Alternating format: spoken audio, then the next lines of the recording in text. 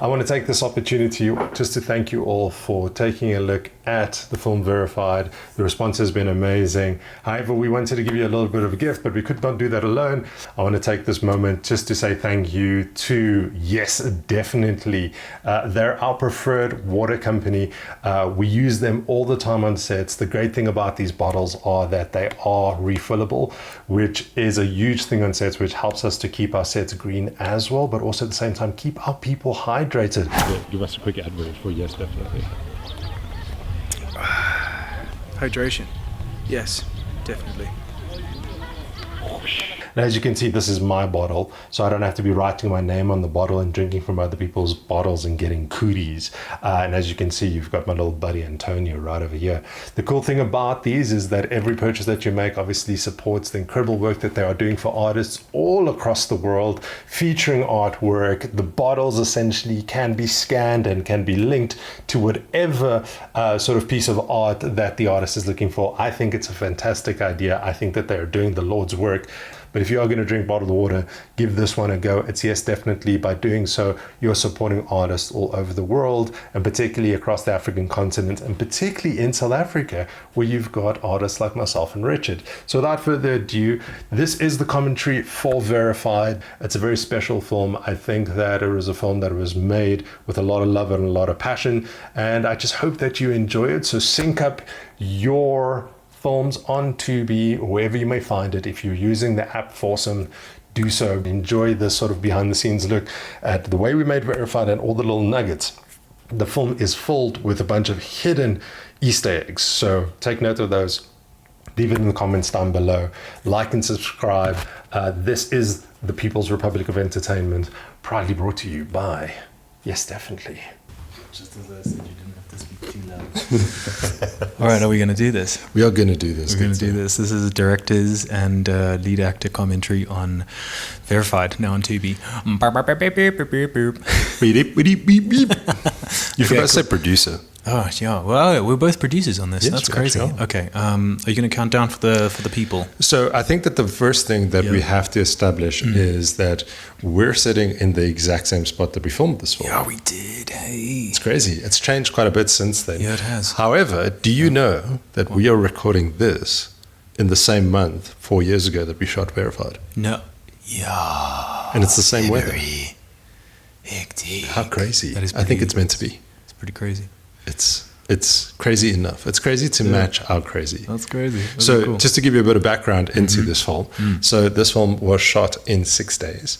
It took us 2 years to edit it simply because it was an ambitious film. And also at the same time, we wanted to scale the verticality of the film. You can find the film on Tubi. We'll put the link down below for you guys to check it out. Comment with your experience of the film as well as what you thought of the film. We'd love to hear back from you. But also at the same time, we are going to put a sort of like a picture-in-picture, right? Are we that fancy? I think we could do that. Yeah, picture-in-picture where you need to line up your film. So we'll take a screen grab of what we're looking at right now, put it there, and that's where you need to line up your film in order to get the best experience. And the idea here is you want to go to the link on Tubi, you want to watch the film, and ultimately you want to listen to us in the background talk out nonsense. Talk about nonsense. Talk nonsense. We're just going to enjoy the film, really. Absolutely. And look, the conversation needs to keep going. So put your thoughts down in the comments down below, and you can have your own commentary going with everybody else. Yeah. This is what it's about. We made this film for you. For you. To watch it damn. What you did. Really? Yes, let's go. Okay. Count it down for the people. Give us a 50, 5. 49. No, man. Give us a 5. Okay. 5, 4, 3, 2, Verified. 1. Go. Okay. This is so crazy, man. This is so wild. My son. And obviously we're hearing the voice of old Gerard back there. Doing He's played my dad twice in 2 films. Yeah, and both films had their screen test on the same day, in the same room.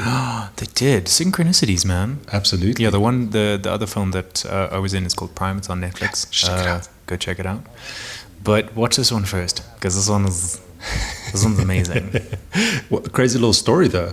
I believe that Gerard was actually cast in Prime off of us recording him in a car at an after in Cape Town. I'll tell you more about that when his whole big performance comes up.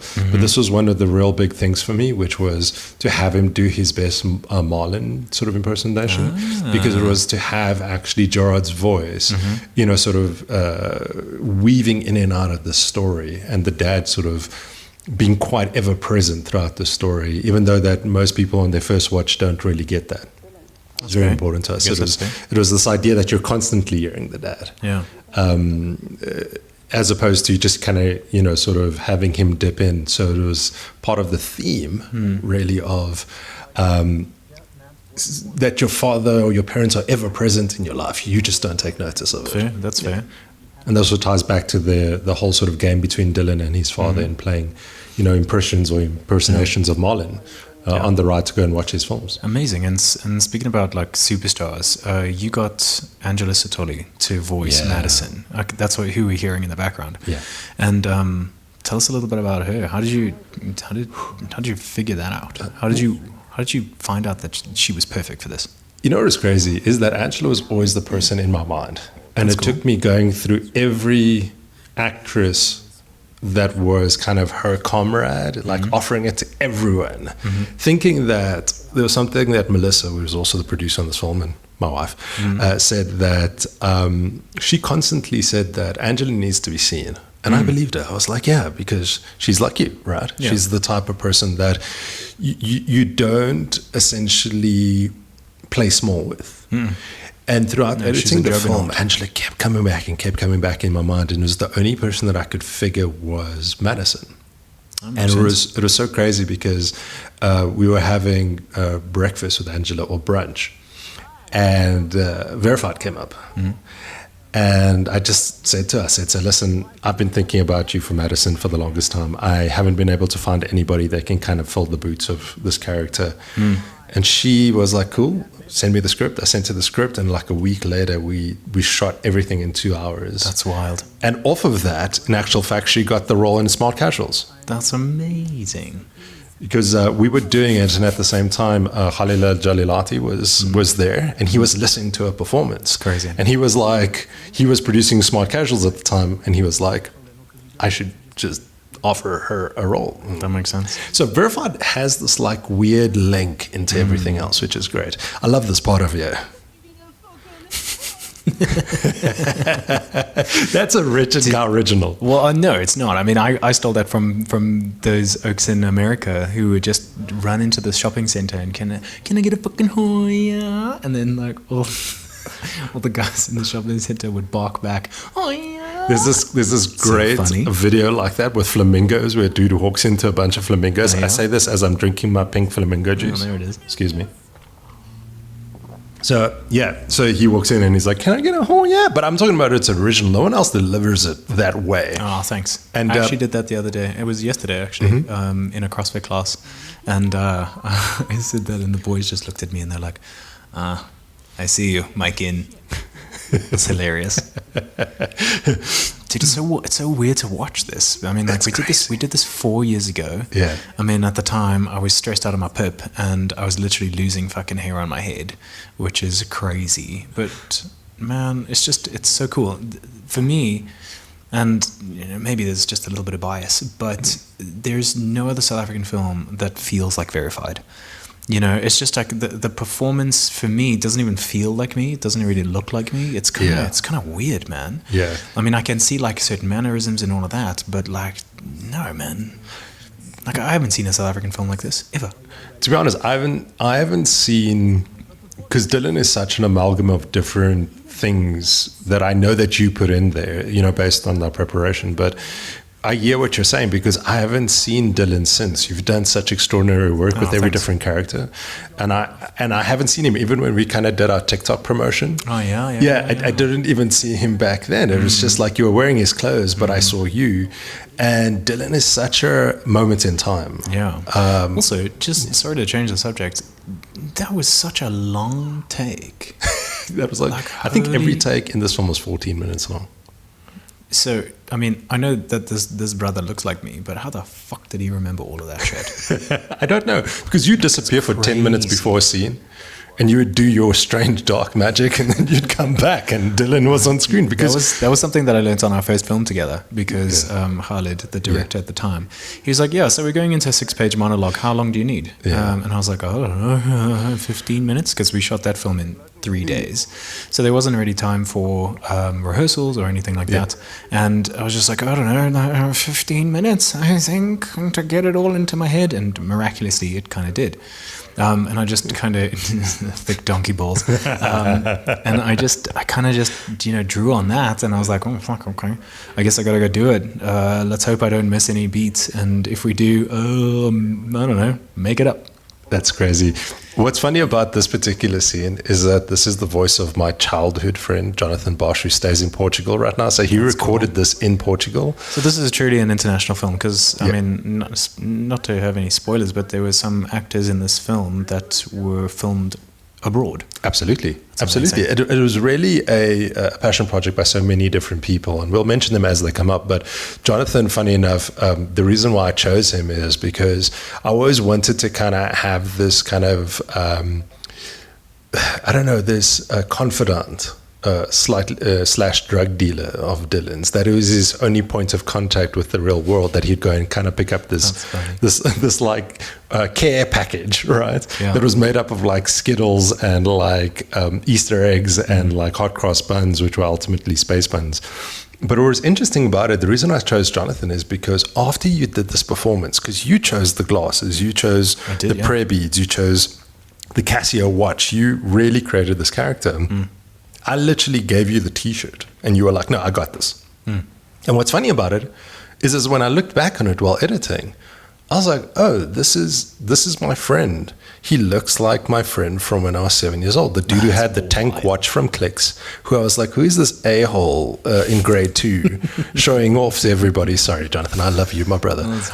But he was, I saw him and I was like, how crazy that just by happenstance, you created this imagery that was so familiar to me. That's cool. Yeah, and speaking about friends and confidants, this is obviously a little conversation that he's having with Bustan, the 9671Q. There's a little bit of a Easter egg there because it's actually BU Stan. So it's a bit of a play there. So I see what you did there. Yeah, BU Stan from Wiki. There we go, from Eminem, which is Bustan is ultimately the Stan to Dylan, right? He's a Dylan Stan. And then obviously Dante, who's just coming up now, is obviously his kind of, how shall I say, antagonist? And yeah, sure. Yeah. And it's Dante Moore. We're obviously going into an ad right now. We're going into an ad break. Yeah. So a quick question for you. Yeah. The effect of making Verified, because you made Verified right when you were doing Legacy. You were just coming off of Nandi. Right. You had just done Oron in Olivia. That's where Verified was ultimately born. So my question to you is this, like, you said you're stressed out of your pip, but I didn't see any of that.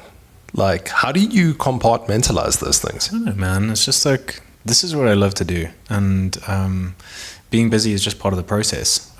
So I don't know. I don't have an answer for that. I just allow myself to just function off the love of what we're doing and the stories that we're telling. I know that sounds all like, woo-woo and shit, but like, I fucking love what we do.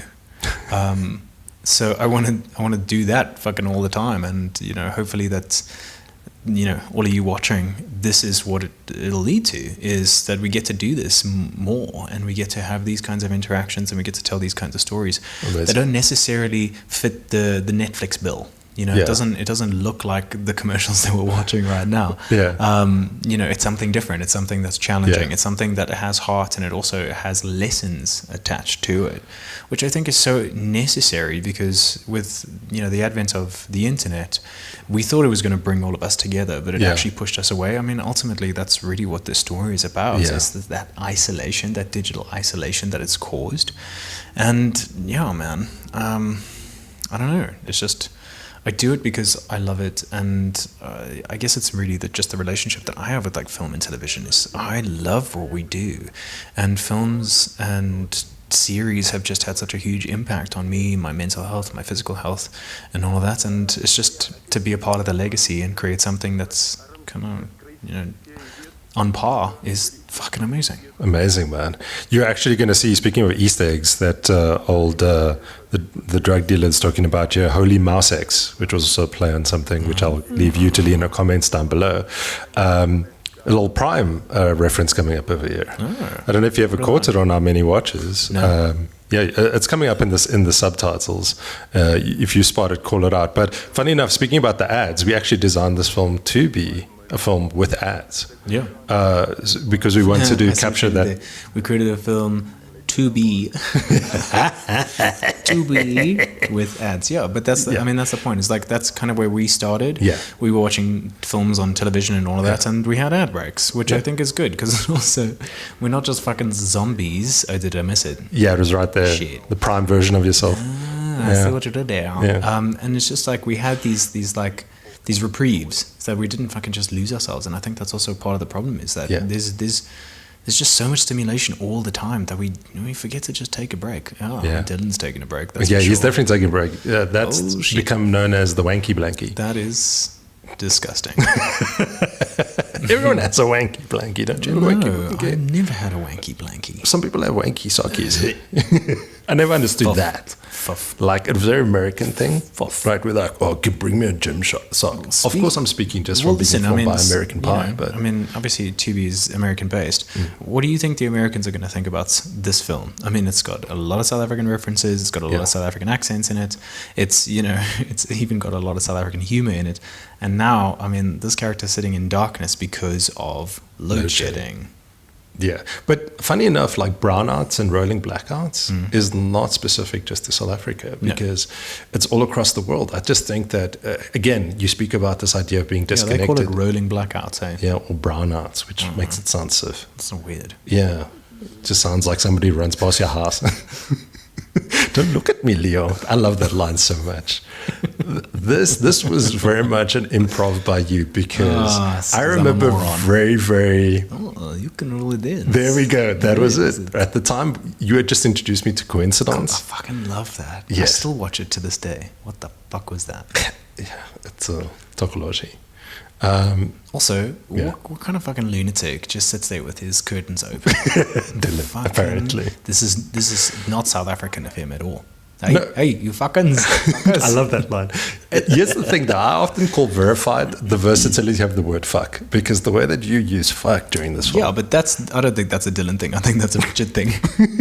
I love that word. I'm currently working on a book. I know that's got nothing to do with this. Yes, tell us more. Like right at the beginning of the book, I do have a disclaimer that says the word fuck is used in this book many, many times in so many different ways because I think it is... It conveys what I'm trying to say. So if that offends you, then fuck. This is probably not the book for you. That being said, another one. Jesus. So here's the thing. Two things I would love you to do while we listen to Dylan and Madison speak out their relationship. Comment down below with your unique experience and the types of ads that you've seen while watching it on Tubi, because I think it changes the dynamic of the film slightly. And then also, if anyone's out there and is really bored, give it a couple of rewatches and just count for us the number of times that Richard and Dylan says fuck. Yeah. Do you think we can beat Deadpool? Probably not. Ryan Reynolds, you have been challenged. Oh, fuck, I love Ryan Reynolds. Yeah, let's go and spam his videos. With just links to he's Verified. a cool dude. He's fine. He's fine. Don't you think you should appear in Verified 2 Electric Boogaloo? We can't afford him. Maybe. Yeah. A cup of coffee, apparently, Brad Pitt paid him. Huh? Or he paid Brad Pitt a cup of coffee. Let's offer him a cup of coffee. Yeah, but it was probably a cup of coffee that was like, that like Puma, those Puma beans. Oh, Puma beans. No, man, it's what the fuck? The one that's been through cat. intestines of a cat. It starts with like a Catura. That's the one, something like that. The eagle-eyed among you would have noticed like a little bit of an icon flash on the screen. There's all over the film. There's these hidden little messages that pop throughout the film. So give it a rewatch and try and find all of them. And put them in the comments. Tell me all the things that you find. Yes, Catura. You tell me often about like the conversations that I had on like Discord and like Reddit and all of that shit. Can you imagine just the people discovering the Easter eggs in this? Like, There's no a lot. wonder it took you fucking 2 years to edit this film. Can I tell you why? It was about living up to your performance. And I don't mean that to kiss your ass or anything like that. You know, I love you. That's been said 1,000 times between you and I. But really, I wanted to gift you something because you gifted me such a great performance because, look, I only realized this in the editing bay, but there was so much that you put in there in terms of Easter eggs and winks towards me that, this is a tough one. This is a tough scene.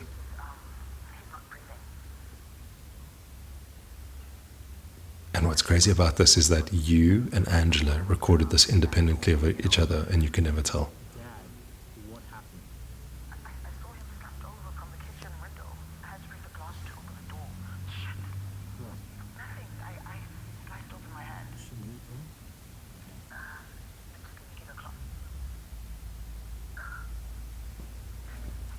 Shout out to Antonio, my little kitty cat. I love you.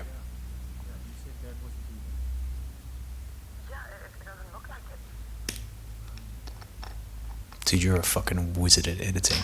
I'm so cock at editing. Lies. Have you ever seen Richard's editing? It's like It's like he's not at jacked this level. into the system. Not at It's all. insane.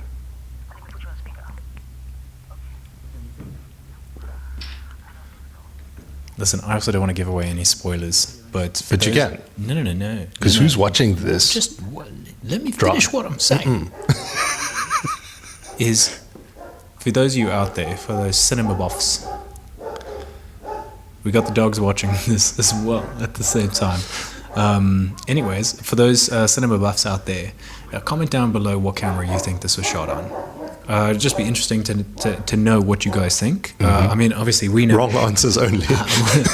Well, I mean, try and get the right one, but do a wrong answer and then do the right answer. You know what I mean? Like just your genuine guess. Like let us know.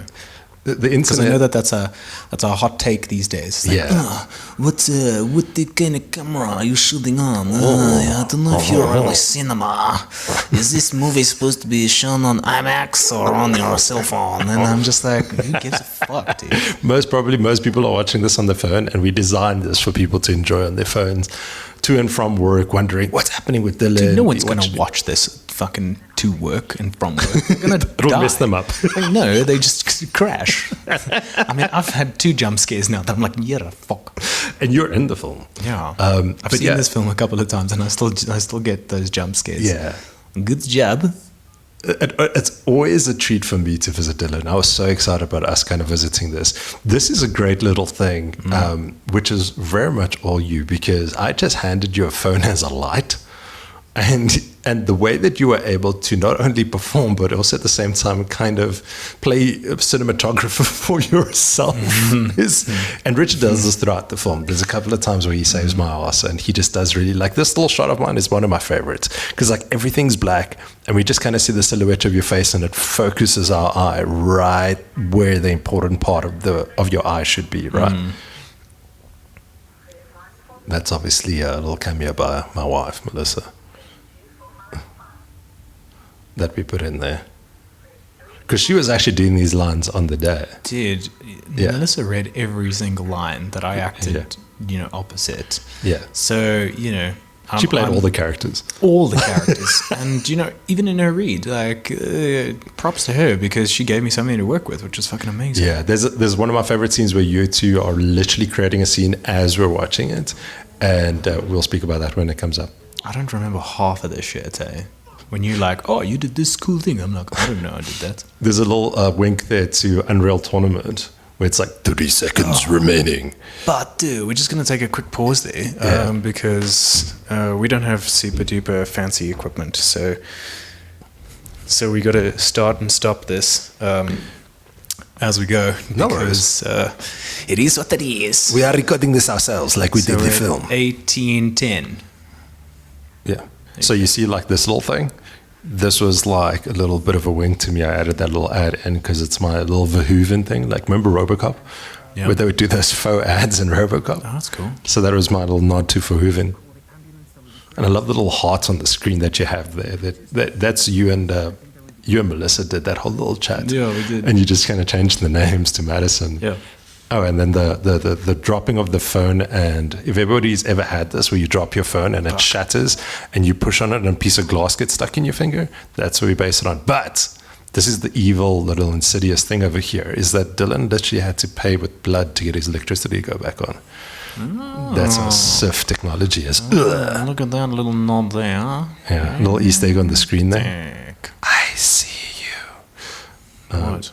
On the screen. It pops up because this is the time where our little Tokoloshi from earlier, our little monster, has snuck in. Snuck in with electricity. It came across the power lines. I said, dude, I've watched this fucking like well over 20 times, and I didn't even make those fucking connections. Well, you shouldn't, because this is one of those rare times where the director can be over your shoulder whispering in your ear. This is what I planned. which is a cheat, really. Yes. Oh, great. You don't know a secret about this voice? Yeah. And this is something that's never come up in any of our screenings, and we've screened this film a lot of the times. No one asks about Bustan. Like, no one asks about this voice. Who is it? This voice is you. artificial. Oh, shit. Yeah. Okay. This voice is AI. Jesus. So I combined a bunch of different voices that I liked, and then I literally directed an AI bot. Send it now. Yes. That was a little flourish by you, which I love so much. Yeah, I don't do it as well as you do. Do you want to give everyone at home a little taste? Listen to Verified. Listen to the commentary. That's funny. Got it. That line over there is stolen from Gone in 60 Seconds. It's my favorite line from that Nick Cage. Remember, he walks into the Ferrari dealership and he's like, Roger, my name's Roger too. Two Rogers don't make a right. That's so funny. And he's like, if I had this car. And that's so if you notice it between Bustan and Dylan, they love Nick Cage.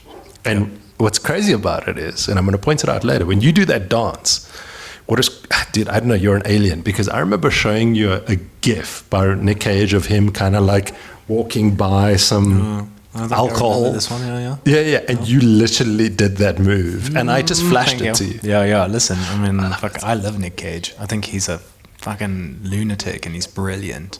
Yeah. The crazy thing is that if we get into Nick Cage, he's just going to become a commentary on all of his movies. So I'm going to get back to this right point, the original soundtrack. That was actually a reference to Savage Lucy, which I cut out of the film. And Austin Ramsey Lewis, because he was one of the first people that when I did my first short film called Jihad, which I never got to finish, he was the person that sent me free of charge this amazing track for it. And since then, I've just been his biggest fan. That's cool. And he actually contributed a track to this film. What? Yeah, and he helped me out along with Kyle Metis, and both of them are just amazing. They were able just to do some crazy stuff. And speaking about Jihad, we've obviously got this scene. Yeah. The first time I saw this, I was like, yeah, I was basically this. This is actually me screaming in the background. It really wasn't. It wasn't. This is based on me watching copious amounts of San Diego Comic-Con panels and just wanting my film to be shown there. And funny enough, we took Verified to Comic-Con Africa, which was kind of like a premonition type of thing, which was great. I think that if you, as Conor McGregor would say it, if you can see it, I'm not going to do a Conor McGregor accent, but if you can see it and you're brave enough to say it, you can live it. There it is. And the cool thing about this is that this is all footage of what we shot as screen tests for the film that fell apart before Verified, which we're ultimately going to get to, right? The Last Days of Hope. Last Days of Hope. And I love this idea of like a being John Malkovich idea that Dylan is a separate character to Richard Gere, and Richard Gere is out there somewhere, and he's watching a film about Richard Gere. So he's like your stan, right? He's your biggest fan out there.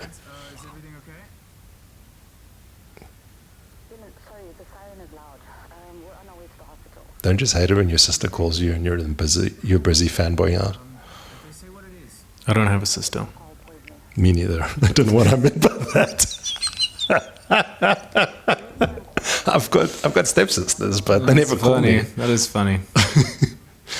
I was just trying to do my best, Dylan.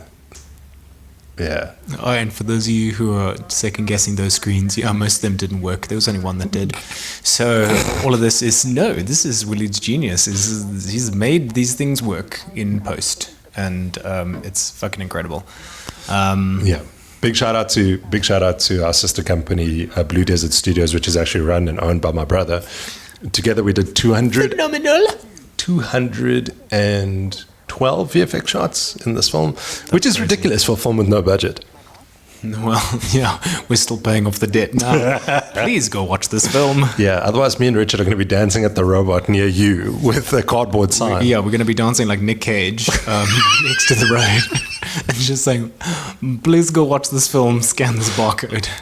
Literally, that's how we promoted the film for Comic-Con. We did this thing called V for Vagrants. And we had a bunch of people standing at robots that said Comic-Con por favor.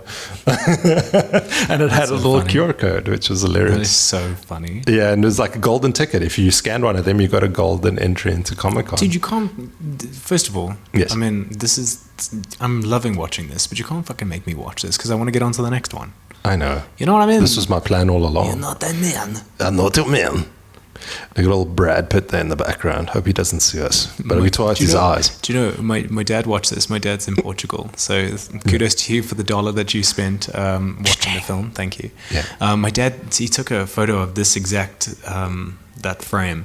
And he was like, is that your brother in the background? And I was like, no, Dad, that's Brad Pitt. And he's like... Yeah, your brother. I was like, yeah, all right, cool, I'll take it. Yeah. Yeah, listen, I don't mind these ads, to be honest. They're quite cool, actually. And then Fox College Hoops Friday. Is it the one we're watching? yeah, I don't really mind this too much. There to compare. I mean, Look at that. That looks like Borat as Abraham Lincoln. It's amazing. You see, we're having our own unique experience because we haven't seen this before like this. Oh goodness, is this what Americans watch when they watch ads? if you're American out there, would you buy this? Because I'm interested. This is great. This is great. I'm glad these two actors got the job. Look at those. Look at those mutton chops, bro. See, look at this putty guy. That must have cost a fortune. Yeah. He looks like Flanders from The Simpsons. Kind of does, yeah. First responders. This is hectic. You see, this looks like Netflix. Yeah. Wonder people are just like, Look at this. This has more budget than our film did. You are 100% correct. Look at that. There's a drone with lasers on it. Look at this lighting setup. Like, I mean, we had a phone, Yeah. a ring light, a couple of hopes and prayers. Yeah. And also, we should tell them about, now that we're watching ads, how did you capture the sound, most of the sound on, this little chamber section? Tell them. It's so funny. So you can literally see the way that we're doing this. If you look right on top of the monitor, affectionately known as Brad, because it's got Brad's eyes on it, there's a mic there, and it doubled as Dylan's mic for his streaming, but also at the same time it was our way of capturing audio. It was like, you know where this actually came from? We were sitting at a round table once with Khalid Al-Jalilati, Tabiso, Christopher Camillo. Is that the way I say his name? I feel like I butchered it. Sorry, Taviso. I don't know. And he showed us this video of like a local production where they had like a shadow cast by the crew. And he was like, oh, look, no one's even trying anymore. And I was like, challenge accepted. So two things I wanted to do. I wanted to show our gear in the frame. Yeah, why not? I was like, it's kind of like a ballsy move. Yeah. And the second thing, which really made the cut, was to show, every time the lightning flashed, was to show the shadows of the crew. As if this was like a YouTube crew that was filming Dylan, and Dylan was constructing this whole yarn. But that kind of didn't make the cut. And I think we killed that when you and I were sitting on the ground working out Dylan. I was like, we spoke about camera awareness. How much camera awareness would he have as the film progressed? And I was just like, it would cheapen the emotional experience of it. I agree, because also, like, I mean, this is an isolation film. This is really about him and his own space, except for whatever entity is in the room. And I think had you shown the crew that was there, it wouldn't have hit the same, Also, like, the camera awareness that we did achieve in this gives it that like spooky kind of eerie feel. Yeah. Like, that whole like jump scare, because like, I think you made a good call there. No, I appreciate it. This is actually Ashish Gankaprasad that's doing Leonard. And he did this, funny enough, we had a conversation about, obviously, Leonard being sickly. And he did this great performance while he had a cold. And he's one of 2 people that did their performance sick. I'll tell you about the other one later, which is crazy. It's crazy. And you can kind of hear Gerard in the background if you listen carefully. He pops in and out. It's just like a little subtle Easter egg to the fact that his dad is right there with him during the scene. And everybody's had this feeling. I've had this happen to me, funny enough, when my mom was rushed to the hospital.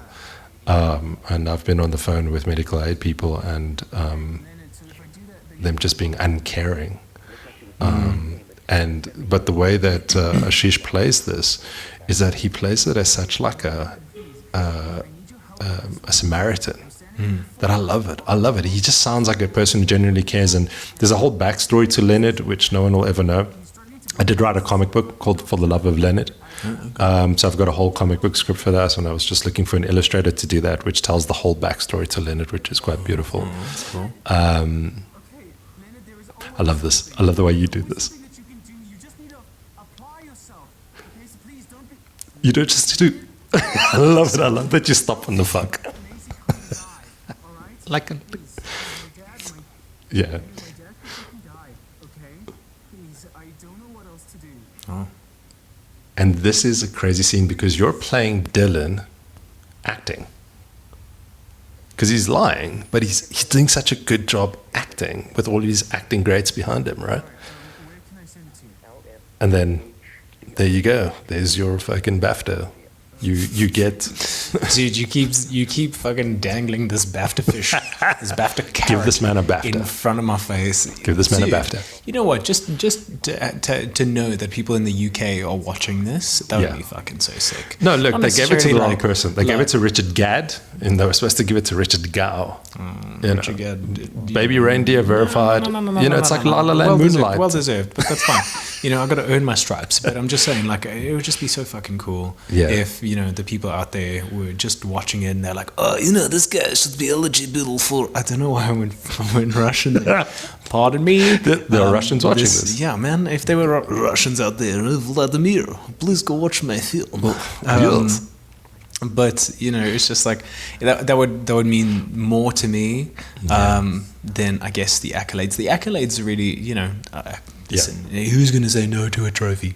But it would just mean more to me. Don't give me that trophy, you son of a gun. It would just mean more to me that people are actually watching this. Yeah. I still cannot believe how long some of these takes are. They're and crazy. I'm just like, what the hell? How many pages of script is that? Yeah. Yeah. But also, your cinematography is fucking beautiful, man. Oh, thank you, man. It's Look, beautiful. I do have to give credit to Melissa on this one because she did set up all the lighting and everything like that, and it was her plan to kind of shoot from this side. Because the one idea that I did have, which just didn't make the cutting room, was I wanted to shoot from both angles to kind of show the dichotomy between like YouTube versus cinema, right? Because that was a conversation that's always being had, like what looks like video, what looks like cinema, what looks like YouTube versus what looks like a movie. And I want to say the left-hand side of Dylan was more sort of very YouTubery because it was very overlit and those sort of things. And when I shot Into the Shadows, which is actually something you taught me on Olivia. You're welcome. It just changed. It changed the cinematography so profoundly for me, and it really gave me that neon noir look that I was looking for. And I love film noir, but I've kind of dubbed this neon noir. We obviously got the troupe of D's. So naughty. Dylan is so naughty. I love the fact that you made this choice. Tell me about the keyboard as a guitar thing. Where did that come from? Do you know the first time I ever played Guitar Hero was on a keyboard? That makes so much sense. And you had to kind of turn it on its side because like the buttons that you had to play the actual notes were up here, and then the chords or whatever you were playing were up here. So that was the first time that I ever played it, which was kind of okay, cool. Now the international cast have arrived on screen. But just a mention of Guitar Hero. So the year that I based this film on, I was playing way too much Guitar Hero. Yeah. on a keyboard. No, on an actual, like, I was such a but nerd. also, dude. I mean, what I loved about it is because, I mean, obviously now Dylan is speaking to all the trolls, and all the trolls are like, what do they call them? Like keyboard warriors. Keyboard warriors. Yeah. So that's also why I was, fucking playing on the thing, and it was kind of just ripping them off because they were all just talking shit. Absolutely. And what is crazy about this, from the left, that what you're seeing obviously Michael Fullard making his feature film debut. Great young actor that you actually introduced me to through a short film that you did. Well, I mean, it was just an idea, and he was so game for it, which is so fucking cool. Yeah. I just got my XT3, and I really wanted to create something that looked and felt cinematic, like just trying to find my own voice with the camera. So I kind of jotted down this idea, and I pitched it to him, and I was like, do you want to spend an afternoon and just go create something cool? Yeah. And then I cut it all together, created some sort of narrative, and Michael was amazing in it. He looked so cool. He was natural. He looked great on camera, and I honestly think that he should do more of this. Yes. I know that he's a theatre practitioner, and he's incredible at it, but he's definitely got a future on screen. Oh, definitely. I made him a promise that he actually plays two characters in this film. He plays Izzy, which you're seeing on screen, and then he plays Flashdance Barry, which is really a model homage to Ryan Kruger in terms of Fried Barry. I love Fried Barry. So good. But very similarly, I made Michael a promise that I would make him a Power Ranger, so I have to keep that promise. That makes sense. Yeah. I like that. 100%. And then next to him, you've got Letitia. And Letitia is really, I forget her name, but the stunt double for Uma Thurman in Kill Bill. She shows up in Death Proof, and I forget the name, but Letitia is that, as that character is to, or that person is to Tarantino. Letitia is somebody who is a gamer. And by gamer, I mean she's both loves games, but also at the same time, she's always keen. She's such a trooper. No matter what you throw at her, she learns. She reminds you. So, Sorry, as I was saying, battery change there. Letitia snacking on knickknacks. Just like making this film, we don't have a fucking crew. So we are the crew. We're the director, we're the playback guys, we're the sound guys, we're the camera dudes, alles. So thank you for dealing with us. Absolutely. So like Letitia is this type of gamer. So whenever you throw at her, she just goes into it. And she was only the only other people other than yourself that created this character Bible. For I do that on every film. Yeah, for Kira, just because I want to know who the heck they are, and just trying to figure out how I can mesh a little bit of me into the performance. Because ultimately, at the end of the day, why do we watch films? We don't watch films because it's a portrayal or it's an act. We watch them because like humans are humans, and it's and we find those quirks that are super interesting about you. And I just try and pepper that into every kind of character, which you would think that kind of feels the same for every character because it's me. But, that's the challenge that I set for myself every time is like, how do I make this person, even though they look similar, they got, but how do I make them feel different? Yeah. And I think that's, to your gamer point, I think that's what you learn about these like different avatars. I mean, that's ultimately what acting is. It's just creating these different avatars that people can connect with. Yeah. And I mean, that being said, this scene was so integral for me simply because it was our first time that Dylan is connecting with strangers. What he would otherwise experience had he actually been out in the world, right? Because he takes this on as a suggestion from Bustan, and he goes out and he goes to tackle these people head on. And for him, his persona, this cryo baby persona, which he has, which is ultimately his handle, is to kind of sensationalize. And it was so funny when I first showed this film to Zane, my second eldest brother, he got it, right? He was like, oh, Dylan doesn't like doing this. But having these characters in the scene and play as sort of acerbic and salty in the scene, as they do with both, Michael, with Letitia, Angela, who I'm going to speak about next, who really just kind of showed up in a big bad way. And she really wanted to nail that performance that she did it a couple of times. Yeah. And she was actually, I'm not happy with it. So, that's cool. And her idea was to kind of go in and out. So that's why you'll see that Angela's screen kind of goes black, because it was this idea that she didn't want to deal with Dylan. So she would just kind of shut off her camera at some point. And it was so fascinating. And I remember she was struggling with one particular aspect of it. And I was like, where in your house do you feel the most vulnerable? And she was like, I hate my bathroom because it needs to be renovated. And I was like, do it there. Yeah, and okay. literally, she does this really interesting thing that when you watch it and she comes back on, she changes the location of where she's in, and it's a bit of a nod and a wink to where I want to go with my next film, cool. because Angela was one of those actresses that when no one else believed in me, much like everybody on the screen, including yourself, she was there that showed up and went, no, like, dude, like, you write it, I'll make it. Yeah, and that's cool. I have to say that everybody in this scene committed their time, and it's not just the time they are on screen. I mean, this to take days out of their week to prep and do all these types of things. And they did this at a drop of a dime for me, and I can't express my gratitude enough. And you were speaking about international cast. Mariska, who since immigrated to Dubai, she did her performance in Dubai. Amazing. And even with her, the interesting thing about her is that she delivered a couple of performances, and I was happy with the direction. And then she was the one that went, I need to make one change, if you'd allow me. And all she did was she added red lipstick, and it changed the character completely. Cool. And she was like, I needed to get that like hook into D, who she's playing. She's like, I needed her to be a little bit more sassy. That's cool. And not to play her as straight. So there's this little flourish that she does that if you actually pause the movie, she flips the bird to Dylan.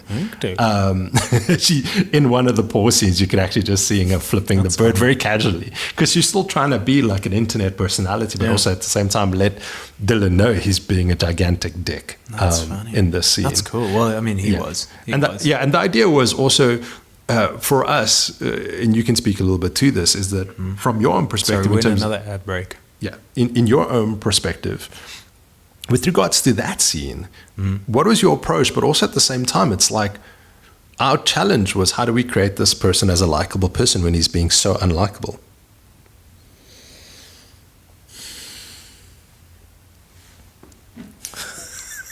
Pink juice. Can you hear the crickets going on inside my head?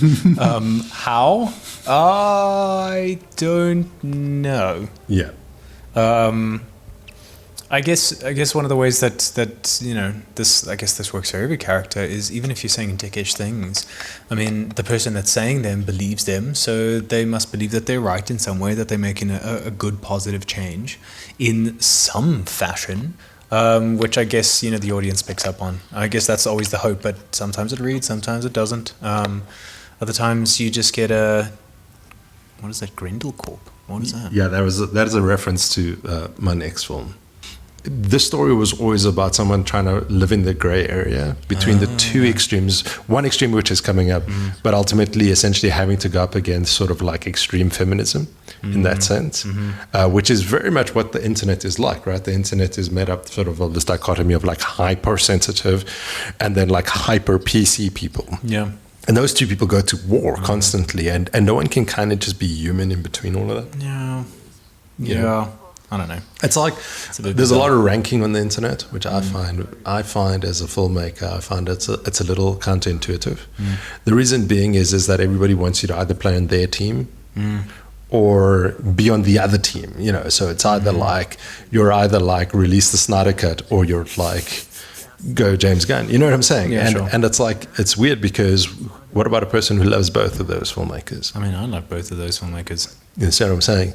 And it's just like Dylan's trying to live there. And what's interesting about this particular scene for me is that we get to see him, because he tells the truth to Bustan. That's his confidant. Like, other than his drug dealer, Holy Mouse X, look, Dylan lives a very selective life about who he chooses to engage with. Sure. But at the same time, like, you know, this confidant, which funny enough is a kid, like a 13-year-old kid that he's speaking to. It's weird, but if you think about Dylan being, you know, what he calls himself, a bit of a cryo baby, he's a person frozen in time, right? Yeah, he's sure. a child frozen in time. So that's where he is kind of, I wouldn't say his maturity is, but it's really where he froze himself in carbonite. Yeah, sure. You know. And I can understand that. I can understand a person who's done that, given what he's going through. I'm only just remembering now. Yes. For those of you watching, Dylan keeps eating sweets Yeah. And you put speckled eggs in them because Yes. they were literally the best. I fucking love speckled eggs. Only the green ones, though. Oh, so nice. So is this you trying to get the green into him? into him. Yeah. That's So not that that was funny. the. Yeah, because I noticed that the color grade is very, very interesting. Yeah. This whole kind of grayscale with the green T-shirts and all of that. Yeah, so I mean, one of the things that we really worked hard on in terms of the color signs are verified. Both Melissa ultimately did the color grade on the film. There was always an idea code that I had in putting the film together. It's a bit of a cheat that I have when I approach any type of film. I give color a particular theme or meaning. So here, green represents sort of some sort of spiritual wisdom. Red represents the world of the sort of pleasure centers. Blue represents a sort of neutrality, a sense of tranquility, serenity. And then yellow represents the divine. And you'll find that there's probably only one thing that's really yellow, and that's the lamp in the background that you get to see every now and then. So, and it's a constant in Dylan's life, even though things shift around him. Sorry, that whole gladiator line is so good. It is good, and I love the way that you deliver the kind of Maximus speech. Yeah, I was trying to do my best, Maximus. Best Maximus. I'm Marcus Aurelius. It's fucking just so good, so good. I mean, I kind of secretly wish you did it in that Aussie accent. Did I? Oh, Marcus Aurelius. That's what you did. Yeah, that's what I did. Yes, what you did. So It's kind of has a Hemsworth a little bit to it there. Oh, It felt like Thor. Yeah, it felt like Thor. I don't know. I'm trying to do this Australian bit. Yeah, we were talking about color science and the Australians. I don't know where I'm going with this, but I'm going to make it work. Trust me. The Australians are pretty good at color I think science. it's flipping great. Yeah. Well, I honestly want to figure out what is the secret sauce that Australians have. Because if our cultures are similar and we get mistaken for Australians by way of our accent all the time, why is it that they export so many different actors and we don't? Because their currency is worth more than ours. I don't know. Because I mean, you think about it like Russell Crowe, Mel Gibson, Margot Robbie, Chris Hemsworth, Joel Edgerton. Like the list just keeps going on and on and on and on. I mean, isn't Hugh Jackman? Oh, Hugh Jackman. Isn't Hugh Jackman? He's also Australian. He's also Australian. Isn't he? Exactly. I just feel like they have a factory there. I probably do. Yeah, and just Marvel sends them an email. It's just like, make me hey, this. I need more Australians. Yeah. I don't know, actually. I don't know what the deal is. I mean, I love their cinema that they make there. I think it's great. I think they're highly underrated. Who knows? Maybe Verified will be one of those that'll be like, whoa. If you're watching this from South Australia, African cinema is amazing. yeah, if you're watching this from Australia, leave a comment down below. Yeah. But if you're a South African In Australia. then definitely leave a comment down below. Yeah. And tell us why you're in Australia. Yeah. We're here. Is it similar climate? Is that why? Or is it just because their currency is stronger than ours? That's probably the reason. And we're back. We're back to thinking about how our lives is very much like Dylan's.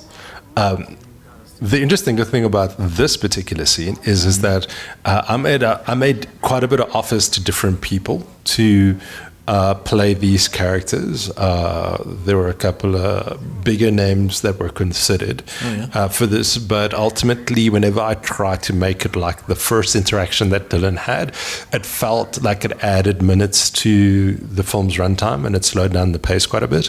And it actually was much more important to showcase the impact that it was having on Dylan rather than trying to make it a contest. Again, so the first one sets up the idea, and this is to set up the idea of the impact that these types of contests are having on Dylan with the hashtags in the background, the pressure, the impact of the speckled eggs that he gets from Holy Mouse eggs,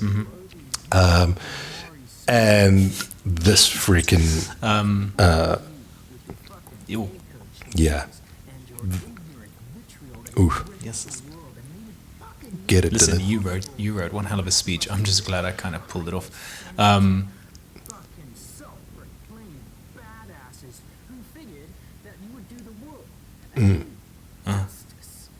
killing yourself, so you became the fucking worst versions of your heroes and forced the rest of us to deal with your fucking inadequacies. And then when we do you bolt and scoff at criticism, folding into your righteous victimhood. like the fragile fetuses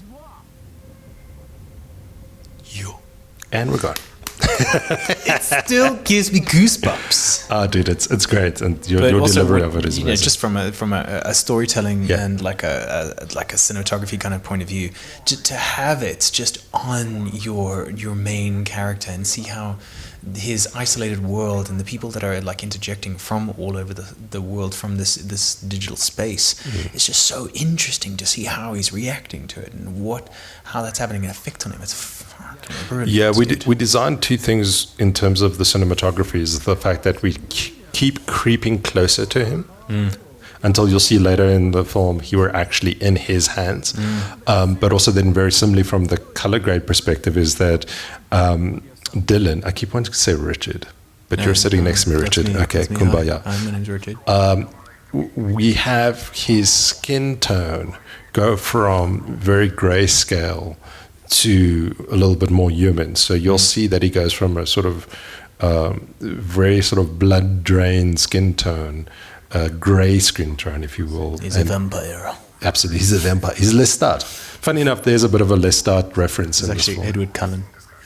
That could work as well. He's just not sparkly enough. Doesn't sparkle in sunlight. Dylan hasn't seen sunlight in years. He hasn't, and that was what actually funny enough. That was our reference to Interview with the Vampire. It was very much that, and it was like the Tom Cruise of it all. Because I think that you pepper your performances with so many different references, and I think I had sent you the video of Lestat watching Superman, watching the sunrise in Superman. It's the first time he saw the sunrise in like 400 years, and that's something that I felt that you were doing so elegantly. And I'd interwoven the 1976, I want to say 1976, 1979 Superman the movie into the actual plot of the film, simply because of its significance to me.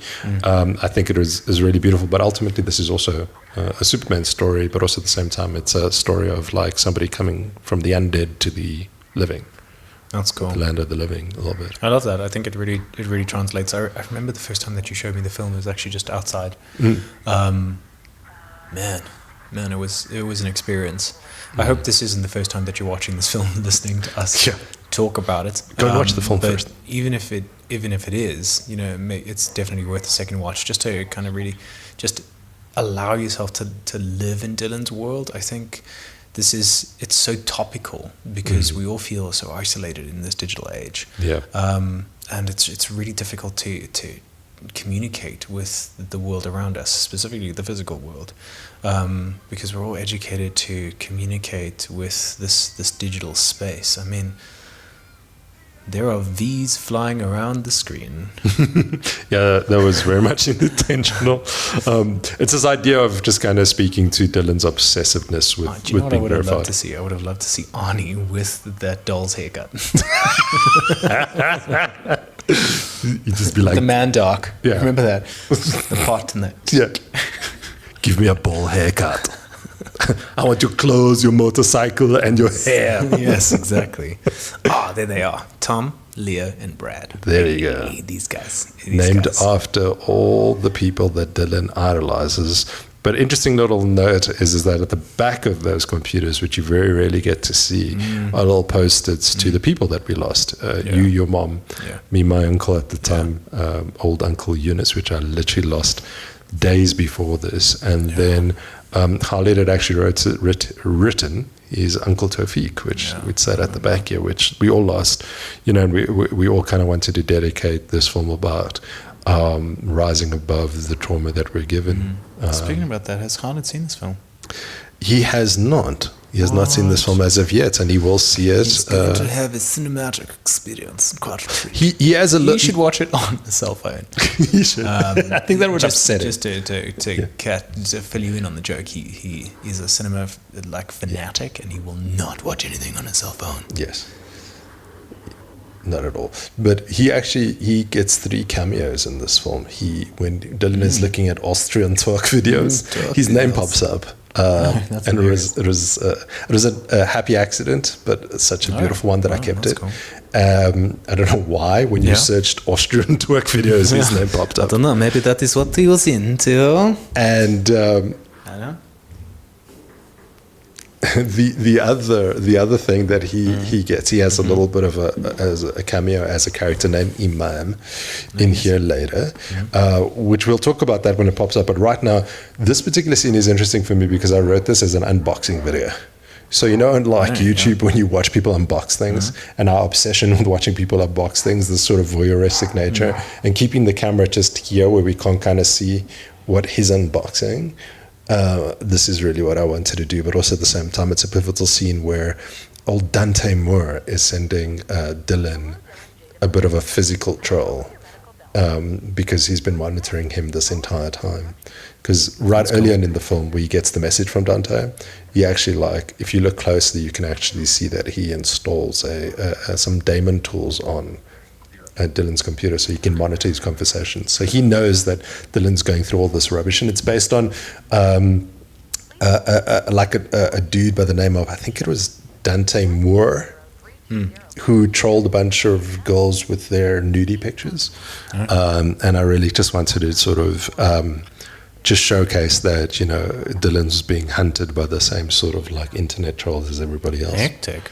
Yeah. Oh, I thought there was like a reference to Dante Alighieri. I think that's how you say it. Like, you know, with the seven levels of hell and all that stuff. Yeah, because like right in the beginning you get Dante's Descent. Yes. Which is a video game that Dante forces Dylan to play later on in the. It's like Dan Brown's Inferno. It's so sick. Yeah, and it's like if you've kind of looked at Dante's Inferno, the book, those levels of hell are like this philosophical. It's really Dante Alighieri trying to figure out like what the meaning of life is. There's obviously Nicolas Cage again in the reference from in the Michael Bay pick. I love Nick Cage. And also we wanted to we're back to ad break. a lot of the cinematography and even the visual effects and some of the little sort of hidden stuff that we put in here was all about also very much about trying to get into Dylan's point of view. So like we stole a little bit from the assassination of Jesse James by the coward Robert Ford, in terms of the way that Deacons kind of mess with like the blurriness of the image or like the out of focusedness, because we were like, why is Dylan wearing those big glasses? And it's just like, clearly he's Because they're cool. Because they're cool. Actually, I had my prescription in them, so they are cool, but they help me see. Yeah, so that's it, right? So we wanted to replicate that in all the visuals that we were seeing. So even like, for instance, in the scene we're currently in What an are ad. we watching? Yeah, it looks like a Viagra ad. I think it is. It's called Arco/Sparks. Yeah. Americans, what is that? It's a red pill. Does it get the fire in your belly? It's the opposite of the blue pill from the Matrix. Which pill takes you out of the Matrix? Which one puts you back in? I think the blue pill keeps you back in. Ooh. You hear that tune? Yeah. I love the scene. This is one of my favorite scenes. This is what made editing a joy. Yeah. For those of you who are listening to this song, do you recognize the voice? If you do, liquor. Yeah, this is my song. I wrote this song. It's called Out of This Trap, and it is produced by one of the most coolest producers in Cape Town, Mark Bongers. I made this like the track on GarageBand, and tell them how you did it. Well, I mean, Please. like I got the loops from GarageBand and I played around with a whole bunch of things. But what was very interesting is that we kept the original vocal. He didn't pull me into his studio and re-record the vocal. He liked the sound of it. So what I did is I literally just took my laptop, I closed it like half like that. Like Pac-Man.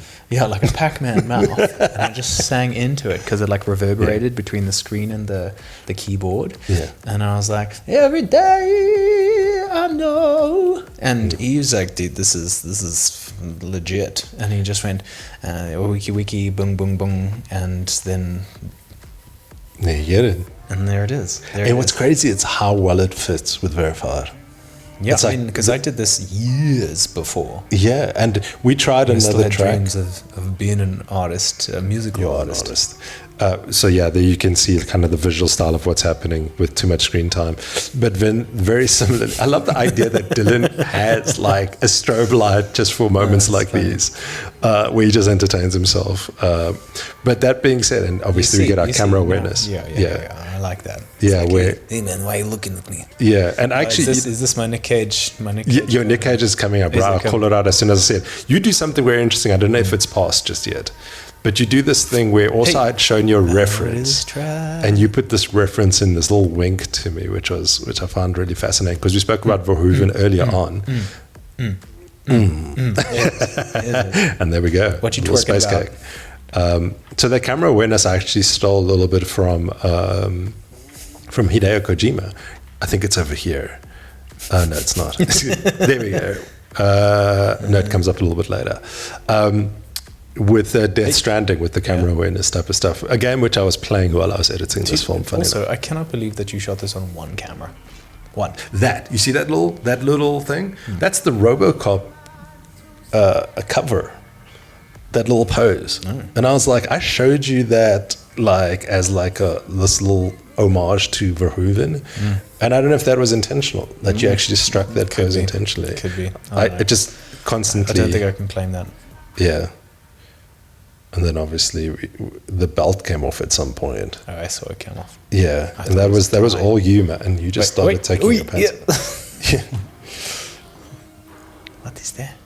It's like the water leaking on a little page and giving him a secret message. Because one of the themes in here is the idea of being like waterlogged. You've got the leaks coming in through the ceiling. You've got the rain constantly around Dylan, but he hates the water, right? As much as Hayden Christensen hates sand. And then old Superman telling us he dodged a bullet, and then here we go. Yeah. Here we go. Here's the Nicolas Cage. There's a bit of John Travolta first, Yeah. and then it was into Nick Cage. So it's Face Off. It basically was. It's I Face love Off. that film. Yeah, love that face. I love Face Off too. Yep. Get it. Yeah. Wow. Heck, that was a double. Yeah. You know, I showed this scene as one of the first scenes because this is one of the first scenes I edited down. Look at those quads. Yeah, Right. dude. But also, Dylan's why jacked. that crotch shot. Hectic. That's funny. It's mandatory. It's in your yeah, sure. contract. That was one of the first scenes I showed people, and it was so funny. I remember them saying, "I dance like that." Like I dance like that at home. You know, it's just like great. Yeah, white people. That's how white people and- dance. I think it's a universal. That's Richard. I actually don't think why, it's a- that's actually why you cast me in this role. It's not because Dylan couldn't be played by anyone else. It's just that all the other races on this planet dance better than white people. So you really wanted to draw that in because no one could dance Nick Cage other than a white person. That is a lie. That is a lie. That is a lie. That is a lie. It's not like I was like, dance. And then I was like, now you are Dylan. Yeah, that's actually the audition tape. It was I had to send in a dance. That's not the truth. That is not the truth. Yeah. This is also so interesting simply because you can kind of, if you listen closely, you can kind of hear the devil in the details over here, right behind this conversation, which is, it's kind of like that entity slipping in. And this is one of those scenes I wanted viewers really to, you know, look at or listen to rather, and just be like, is this really happening, or is he imagining this? Because a lot of the film is constructed on this sort of this ambiguity of whether or not everything's being constructed by Dylan or everything's being constructed around Dylan, or if he's imagining certain things happening to him, simply just because of his mania that he's experiencing, of being up all night, you know, taking all of these little, you know, sort of edibles, and, you know, just kind of becoming a bit of a lunatic, even to the point of the dance sequence, right? Because it's just like he's trying to get his accounts back, and then magically you kind of get this call, and is this Dante still fucking with him, like in this moment? Hence the reason we kind of use artificial voices here because it's like we live in such an artifice in terms of our lives, man. Like so many times we call companies, whether they be medical aid companies or anything, and we just speak to robots. And if we don't speak to robots, we speak to people who are scripted to sound like robots, who can't go beyond their protocols. And it's just like that robotic way that we deal with one another. I think it's just kind of wrecked our society to a certain degree. And that was my loose commentary on just like, man, like not only does Dylan need to find his humanity, but goodness gracious, so many of us we need to find our humanity because look how it affects people.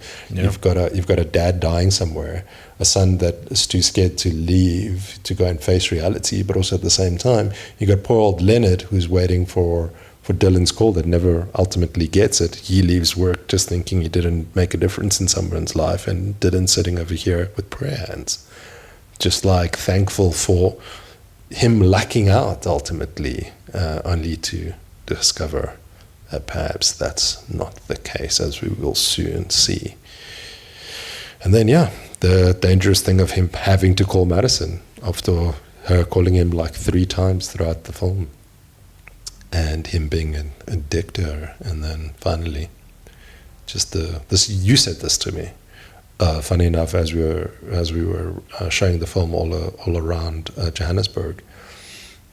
You said the whole film is constructed around this idea of whether or not Dylan will be sort of man enough, not just to give her a call, but to open the door for her.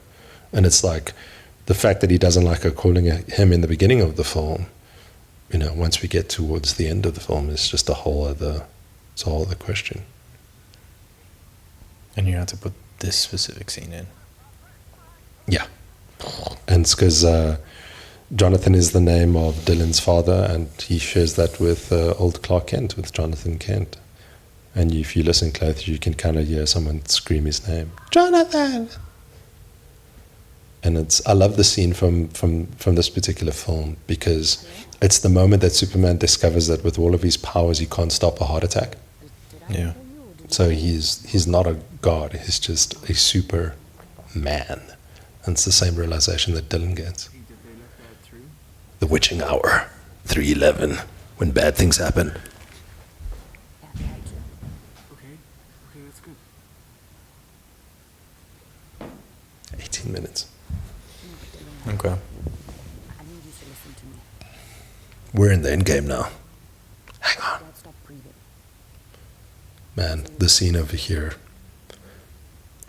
When we were filming it, it broke my heart because you and Melissa had done an improv for the scene. There was only very little that I wrote here. I thought it was all scripted. This little part here, and then you guys went improv for the rest of the scene, and you came up with this great idea of the hide and seek story. And so when I did the performance with Angela, I had rewritten this scene to have her tell the story, because in the actual scene, you tell the story.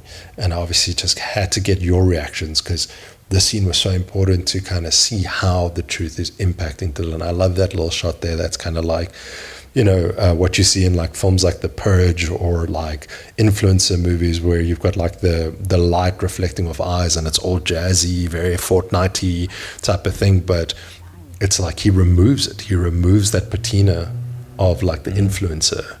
And we get to see Dylan's eyes for one of the first times. And you do such incredible work here, good sir. Holy shit, this breaks my heart every time. The bell. I love that sound. And the harbor. The ships. It was like they were talking to one another. And the idea here is that like Madison and Dylan are always missing each other. They're like going in different directions. So she's having a conversation about one thing, and he's thinking about all the other things. But it's such a beautiful scene because they're kind of meeting across those two trajectories. And you and Angela are just killing the scene. And Mom, even with her asthma, would try and find us. Even though the echoes gave us away. Jeez. What was crazy is that I had edited the scene down and played it back for her, so she was acting in relation to you. Hectic. And she's a beast, man. Just one more time. St. George's was the best. Dad loved it there.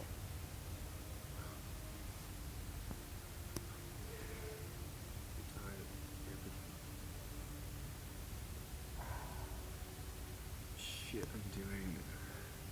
Yeah.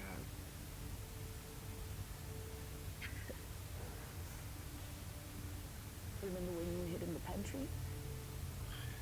Mom got so scared that she had an asthma attack. Then Dad got angry, but you still hid. I mean, it took the priest to find you. Divine intervention. That's a little bit of foreshadowing for our Deus Ex Machina scene that's coming up, which is just this idea that, you know, they always say in filmmaking, your character's allowed to have a coincidence that gets them into trouble, but not a coincidence that gets them out of trouble. Yeah. But I love this line. You're hiding because you're scared.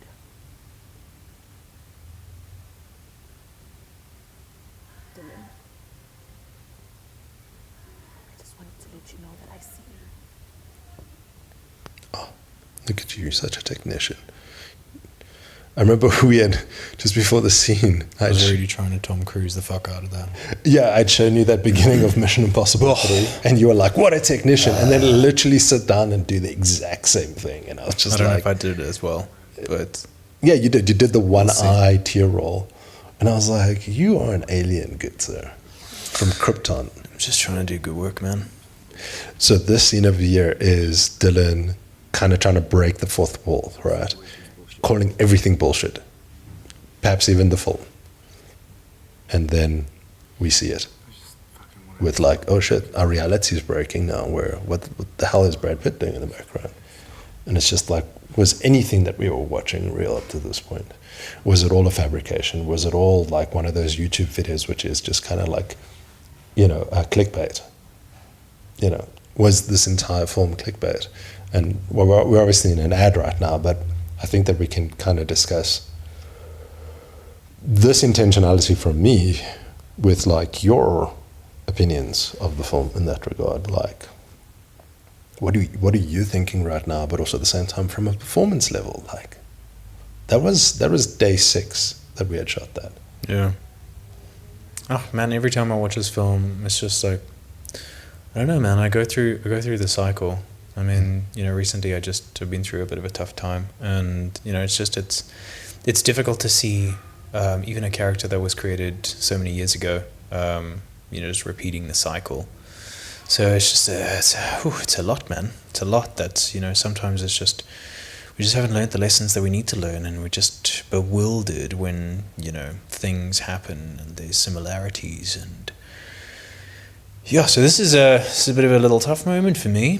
But what I love about it is, you know, I think what I love most about this film is it's batshit, but you're truly having a human experience when you watch this film.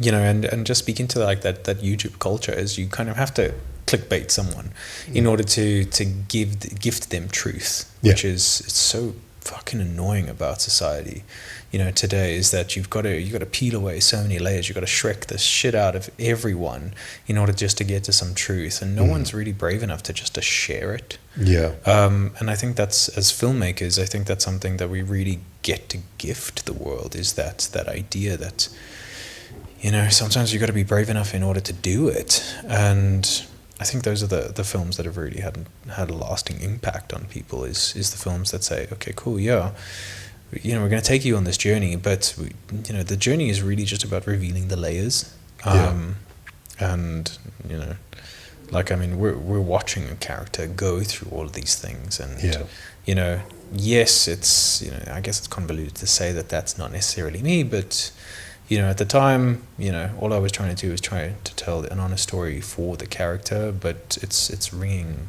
such truth in me still to this day. And I think that's the hallmark of films, is that they've always been about truth. I think that, you know, in the golden age of television that we're experiencing right now, you get to spend more time with characters in television series, but ultimately you also get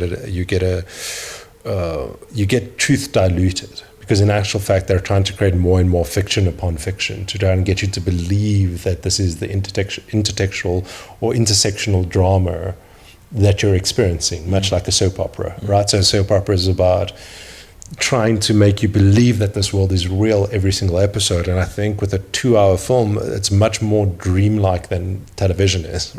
Yeah, you got a bit of fly strike over here. This was just one of those things, which, it's utterly gross. And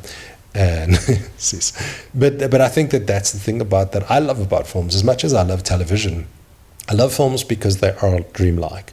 For you, it's like going to sleep and having a really cathartic dream and being changed somewhat by it, and that's really what I like to capture. And then we've obviously got this monster that slithers up from the sea water, the ICU water, to say it that way. And really, what this was based on was a dream that I had. I was living in Cape Town in 2007. I was living just off of Kenilworth Racecourse. And at the time, 30 Seconds to Mars was playing there, and I could listen to the concert going on. But I had to stay up because, I mean, it was like Jared Leto doing his thing. And I remember I stayed up late one night just kind of doom scrolling, doing what Dylan does in this particular movie. My stepdad had just, passed away. I was really in a bad space, and I went to sleep. And I had this dream of this type of figure who just kind of sashayed down the hallway with like these bracelets on her feet. And she crept up and pulled the blankets off of my legs. And I had these sores all over my legs. And it really was just kind of like this reminder of like the disease of sloth, of complacency, right? Like this idea that you get bed sores just from staying in the same place. Yeah. And I really just wanted to tie that back. This is a little wacky scene. So this is the other cameo by Waleed, where he's kind of off in the background. He did this sick as well. So he was literally half dying, and I was like, I like the sound of your voice. Yes, please help me with my movie. And he was like, dude, this special effect shot was super cool. Super being the operative word. Yeah. But this is obviously a pickup shot. Yes, this was a pickup shot. This is Dylan traveling into the future. Which is wasn't this the week you shot Prime? You were just leaving to go and shoot Prime. Yeah. Yeah, and you had grown out all your hair, and I loved it because it represented Dylan's alpha self.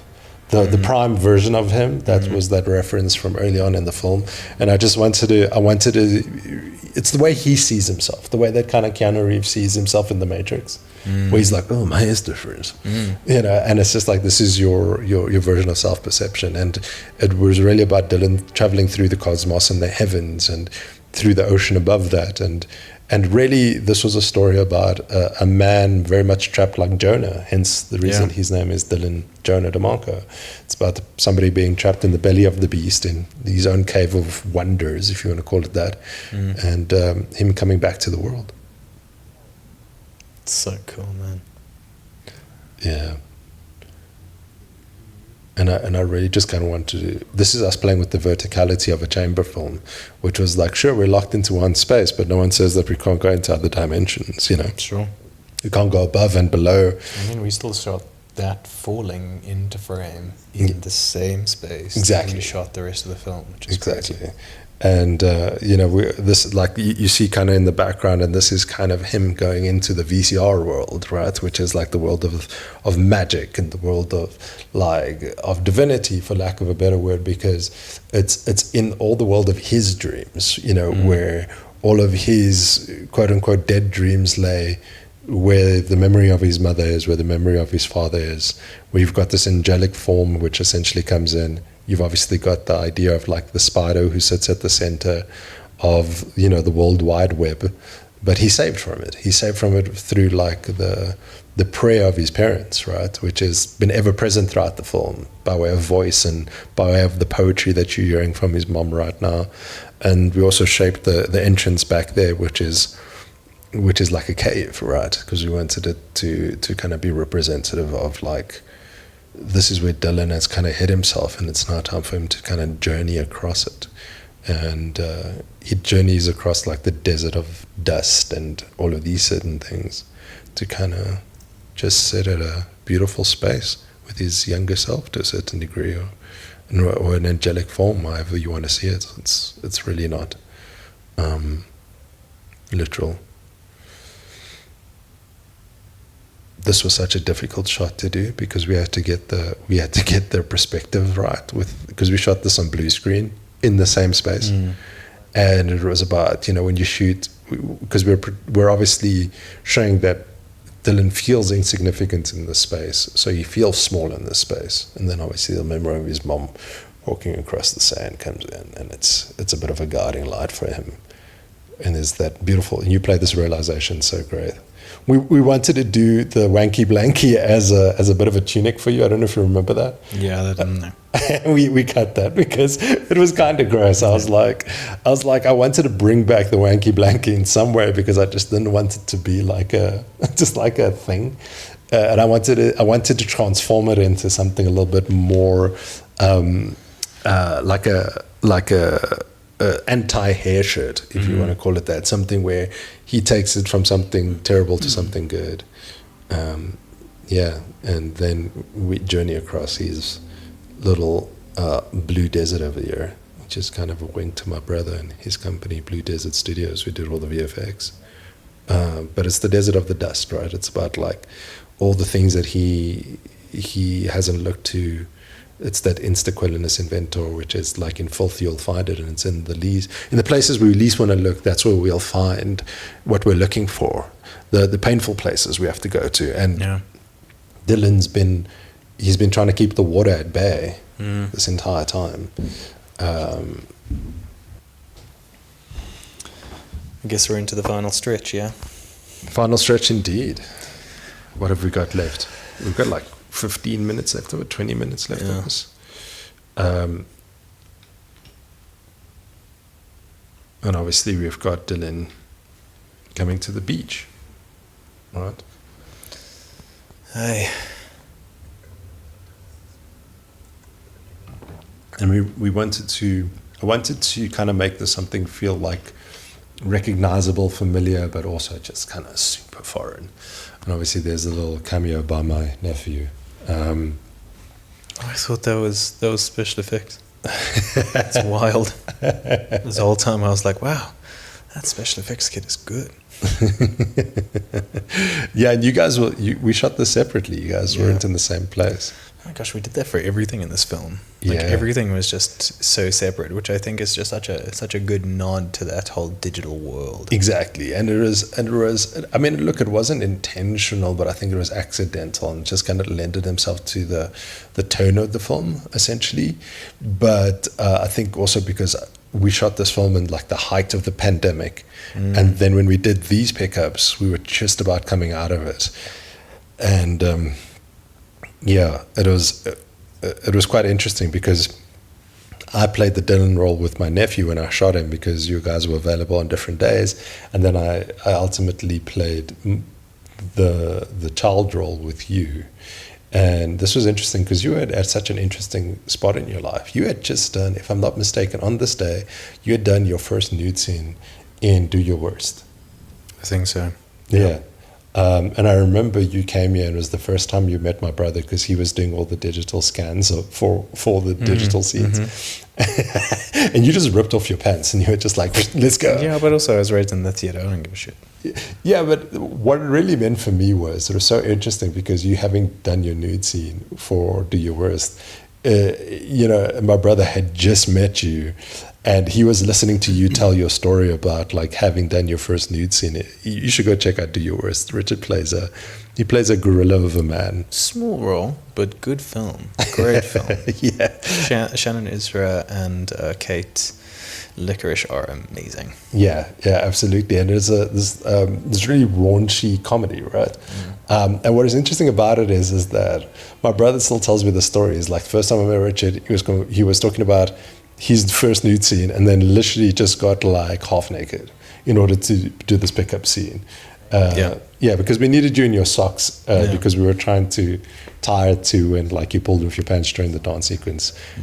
This scene is one of those scenes in this film that like anytime I edited it, it would always just leave me misty-eyed.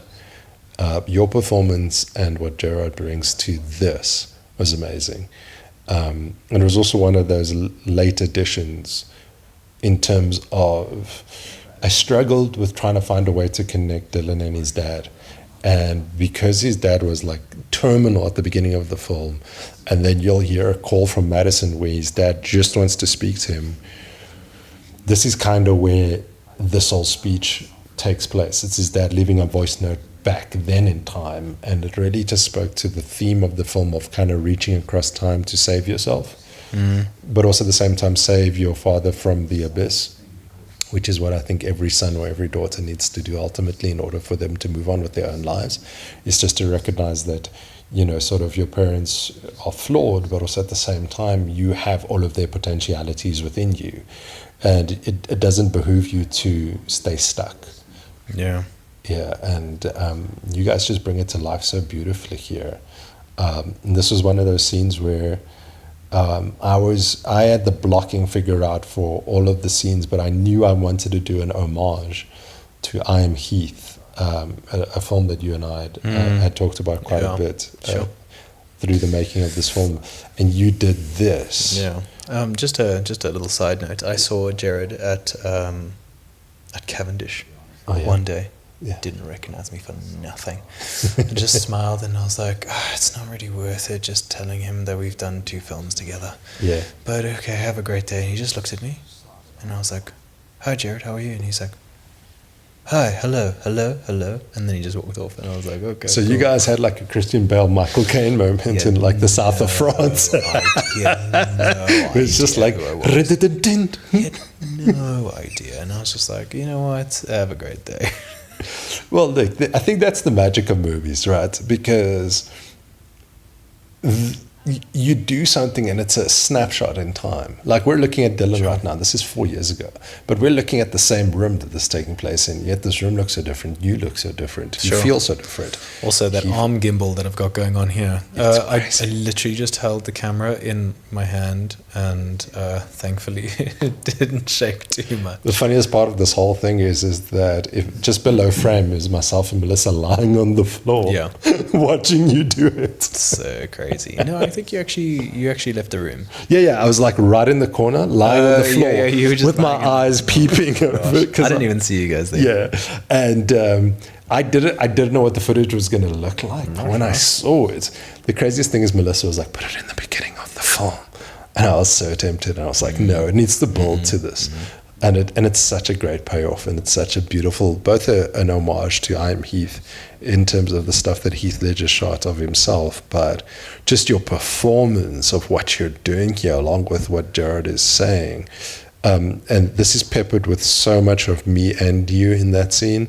I remember when I went down to shoot Gerard for this in Cape Town, because I flew down for 1 day.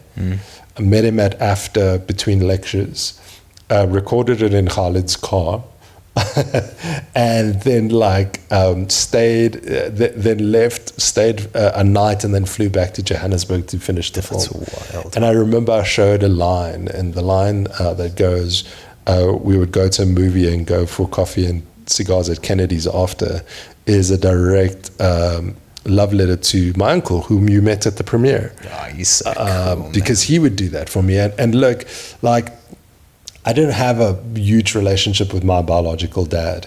A lot of this is a combination of both him and my stepdad, and the craziest thing is that, sort of God in his infinite wisdom sent me all these father figures throughout my life, my uncle being one of them. But an interesting story about recording this is so crazy, man, and I might get a little bit choked up talking about it, but when I was recording Gerard, right, so I spent much of my early life in Cape Town with my biological dad, and I would drive around in his car, and he would stack up pillows and give me like a little rubber donut to pretend that I was driving. It's some of the best memories I have of him.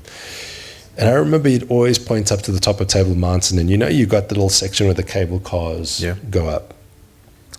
And he would always point at that and tell me a story about that, and tell me about like the fortress and the castle and all of these different things. And in that moment, man, I'm recording Gerard, and the Muslim call to prayer goes off from one of the mosques around the area.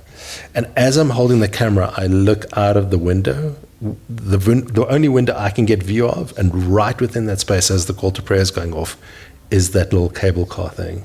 And I look back at Gerard, and I don't see Gerard, I see my dad. That's amazing. Like from that viewpoint of sitting on the passenger seat and he's sitting in the driver's seat and the car kind of smells like cigarettes, because I told Gerard, like, listen, go on. smoke throughout the sequence, because like it's going to add something to it with like all of those little moments, and those are like that. There's no way to recapture them, and I think this was the way that the film was just kind of giving me a gift. And very similarly, the shots of your feet at the beach in Cape Town, those plates that we did. I did that on my honeymoon early one morning, like after morning prayers, I went out with the camera and I shot it in Blobergstrand. And first time in my life, this film helped me to get closure with my father, because when my wife and I arrived there, I said to her, like, Cape Town is such a tough place for me because it has all these memories of my biological dad there. And I have all these like psychic tensions by looking at different things. And the only place I didn't have that was, we very rarely went to Blobergstrand, and that's where we had our honeymoon. But I was just like, she said to me, it's time to let those things go. Like, having done Verified and having been in the editing process, she was just like, it's time for that catharsis. And I went out to the beach that day and I sat there for about 2 hours recording everything, watching the seagulls fly around and recording all the plates that I needed. And what is funny about it, Richard, is, here's the crazy thing. One of the places we needed to go, we wanted to go on our honeymoon, was Richards Bay. Right? How crazy is this? And we go there, right? And we hang there for a bit. Unbeknownst to me, I come back and I had this like heaviness on my chest. So I messaged my brother and I'm like, listen, where's Dad buried? Because I don't know where he's buried. Can you tell me? And he's like, no, Dad was cremated and his ashes were scattered at Richards Bay. And I was like, and I had just been there the previous day. That's wild. And I was just like, okay, I get it. And for me, it's just like a beautiful gift that this film gave me. It was just like this closure that I got from it. And dude, I just had to thank you, because you're a huge part of this film, and everybody else that worked on it. I'm just so grateful. But thank you, dude. Oh man, thank you. I'm having a visual, emotional experience. So Yeah. This film, the film does strange things to me every time I've seen it. I've probably seen it over 1,000 times. Probably, yeah. But I never get tired of it. I really never get tired of it. It's like I've done other projects and I realize when I'm done with other projects is like I get tired of it. But to be honest, even before Tubi got the film, I was making minute changes to it. And only once like the deadline came for me to send it off, I was like, even till today, I'm in the shower and I'm like, I could add that in. Better. Yeah, and they say that you never finish projects, they always escape you, and Verified's one of those things that I was happy enough to kind of see off at the airport and just be like, so long, good friend. I'll see you, when I see you, and I just hope that it meets other people where they're at and kind of gives them those same gifts that it gave me.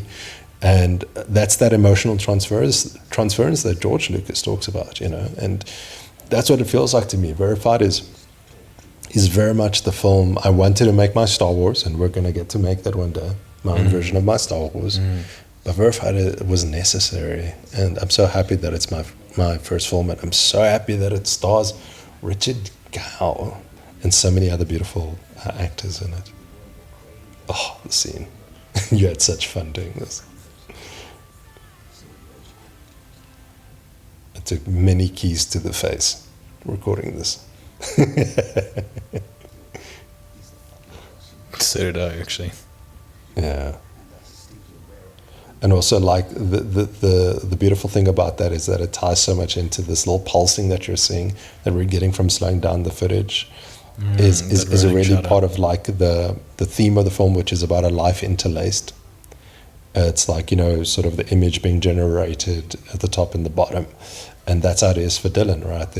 He has two images of his life that are superimposed upon each other, and he's living that constantly, and really that's something that we wanted to tie together, which was there's a life that he is denying and that there's a life that he's living, and he needs to synchronize the two. And, it's kind of like the structure of the film is like one line going down and another line going down to meet it, which ultimately makes the VO verified. And that's why it's so significant in the film, and that's why, it's not just a title, it's not just a thing he wants. It's the very structure of his life, and as you can see, he's starting to get that color back in his skin. He's getting a little bit browner, a little bit more tanned, a little bit more red as we go along. We also just didn't want to be like, he's the Red Hulk now. We just want to be very subtle. That he's a little bit less grayscale, and we muted it quite a bit. But he's looking a little bit more like life as the tears are coming in his eyes. And here you go again, you bloody technician, you.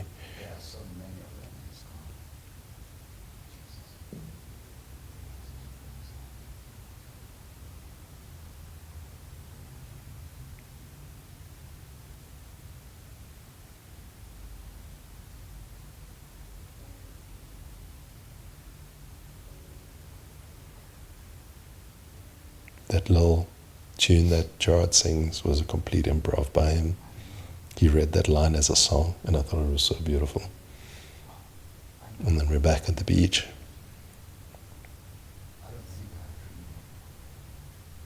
I was so tempted to bring the catharsis earlier, but it works so well because he needs both the memory of his father and his mother. And then we get a little wave from the whale over there as well. The whale that's carried Dylan to this point. And he's now brave enough to go into the water that both drowned his mother and give him back all those memories, because that's what water represents here in the film. It's memory, it's the divine, it's all of those things. Andrew Garfield has this beautiful story about when he lost his mother and he actually just went into the ocean and the water gave him everything that he needed. Yeah, one of my favorite shots. Because you're my Superman, dude. You've always been. Yeah.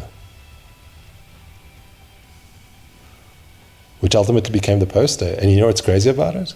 Another Dylan gave me the idea for the poster. So our social media guy, who took care of a lot of our social media posts leading up to Comic-Con. I had a different poster, which we had obviously taken professional stills of during the course of filming the film. And he sent me a mock-up of that as the poster. And Melissa and I took one look at it, and we were like, I was like, I'm such an idiot. Why isn't that? And Why did I not see it? Why did I not see it? But of course, and then obviously we get the guardian angel, which was knocking at the door earlier in the film, we just, unfolds its wings a little bit, and then we get the idea of going back into the sunlight, and then a little bit more brown Richard, or Dylan rather. You can see his lips look a little bit like he's still drowned. Those are all things that we wanted to just kind of put into there. And there's your one little tear roll that you give us, you technician, you. I love this. And that's kind of the end of Crybaby, with these VCR heads stop spinning. And I don't know if you want to talk about who's sitting on that VCR head a little bit. The little figurine that's sitting on top of the VCR head. Dude, I missed that one. Yeah, there's a little figurine that's on top of the VCR head, and it's kind of the alpha version of Richard Gere. You've got the alpha version of Dylan, but the VCR head is the alpha version of Richard Gere. And it's for a future film that you and I were going to do. Oh, yeah. Yeah. We're going to keep it a secret until we do it. Yeah. We've already given them too many fucking Easter eggs. Absolutely. No. Go back and watch the film again. You'll figure it out. Yeah, there's a bunch more that we haven't talked about, which is important. And obviously, there's the magical scene where Dylan finally opens the door for his sister.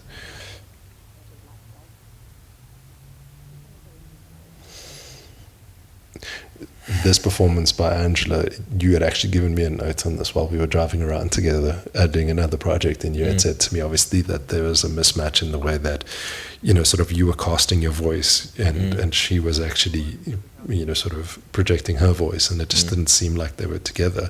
And so I changed that so that it seems as if she's going through the house.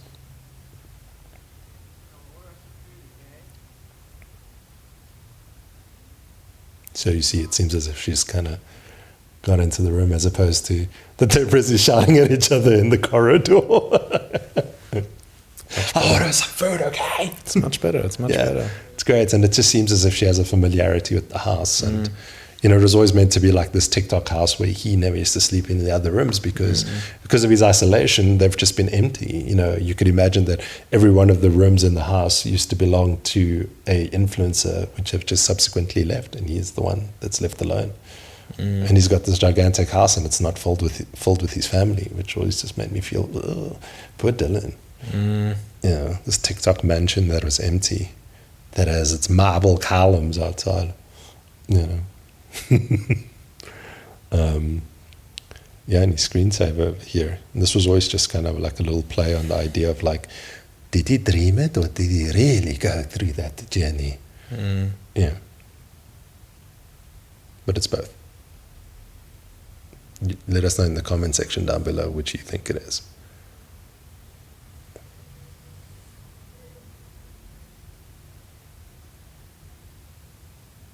And he's got his dastardly glasses back on again. So, of course, technology comes with a little temptation to lure him back in.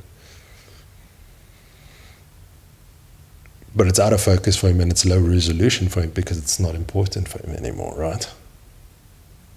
But he's only human.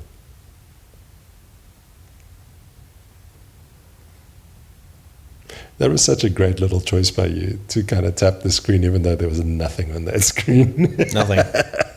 Always Felt right. Like you do these little things for me, which I'm just like, and then obviously that was like a little giveaway for us. As he clicks, we change the perspective, but it's not like the 90-degree perspective that you're taught in film school, which is to make the cut not seem as harsh, but it's to literally indicate to you that he might just be editing this whole thing, you know. And then we're at the credits. That was great, man. It's so crazy. I haven't seen this for about a year. Me neither. Yeah, since we did the premiere at the Bioscope. Big shout out to Russell and the guys at the Bioscope for allowing us to premiere our film there. And a huge shout out to Tubi for being brave enough, being bold enough in order to actually showcase this film, which is such a little beautiful little capture of our film lives 4 years ago. Yeah, crazy. Anything you'd like to say as we end off? No, I need to go process that. I'm sure you need to too. Yeah. So let us know what you thought about the film in the comment section down below. Thank you for watching it with us. We appreciate you. And yeah, all we can ask is that you share the film with everyone that you know, and it would just mean the world to us because we made it out of true love for storytelling and true love for, you know, a real human connection. And that's what we're trying to do. Absolutely. All love, you guys. We made this film for you and hope you enjoy it. Yeah, they did.